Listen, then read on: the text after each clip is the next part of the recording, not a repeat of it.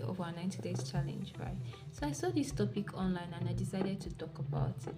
You know that tendency to feel that a woman who is unexposed, right, is more likely to be reserved than a woman who is exposed, right? I've come to that terms that being reserved or not has nothing to do with your level of exposure, right? It has little or nothing to do with your level of exposure, right? At every stage, I would tell you that whether anything the society tells you, be true to yourself, be authentic as much as you want to be, whether you are exposed or not, and be open to learning, right? Be open to learning. And because the possibility of somebody being exposed and being reserved is still there, right? The possibility of a woman being exposed, right, being knowledgeable and still being reserved is still there. And the possibility of someone being unexposed, right, and still not be reserved is there. That is something I want you to think about. And just have it at the back of your mind that being reserved has little or nothing to do with your level of exposure or not. It has everything to do with the individual, everything to do with the individual's value, right? The individual's authenticity at every point.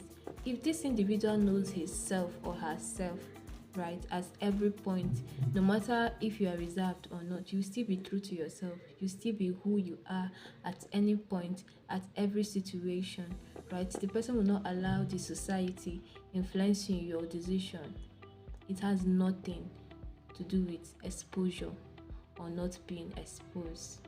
You can see somebody that is exposed and still reserved, and you can see somebody that is unexposed and still is not reserved, right?